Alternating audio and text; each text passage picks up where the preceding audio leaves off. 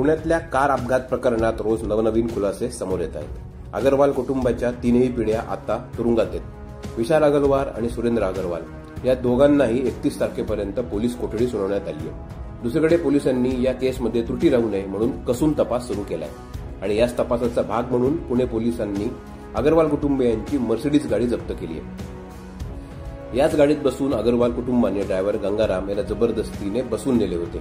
Brown रंगाच्या मर्सिडीजचा MH12 PC 9916 असा क्रमांक आहे।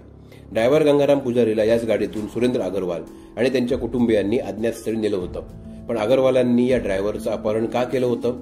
तर अपघाताच्या वेळेला गंगाराम पुजारी हा अल्पवयीन आरोपीसोबत पोर्शे कारमध्ये होता। याच कारचा अपघात झाला आणि 2 लोकांचा नाहक बळी गेला। तेव्हा गाडी अल्पवयीन आरोपी चालवत होता।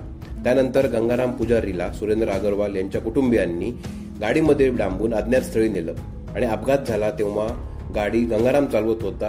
हा अपघात माझ्या हाताने झाला असा जबाब गंगारामला द्यायला सांगितला। या बदल्यात अग्रवाल कुटुंबाने गंगारामला पुण्यात फ्लॅट देण्याचं आमिष दाखवलं। ही सगळी माहिती गंगाराम पुजारी यांनी थेट कोर्टात दिली आणि यामुळे अग्रवाल कुटुंब चांगलंच गोत्यात आले।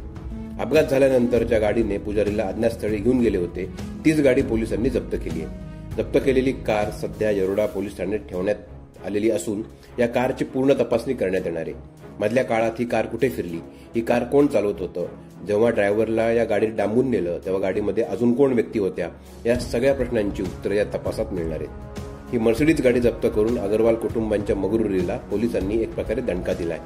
गुन्हा करून वर तो दडपण्यासाठी ज्या प्रकारे अग्रवालांनी मनी आणि मसल पॉवरचा वापर केलाय याबद्दल तुम्हाला काय वाटतं हे आम्हाला कमेंट बॉक्समध्ये नक्की कळवा।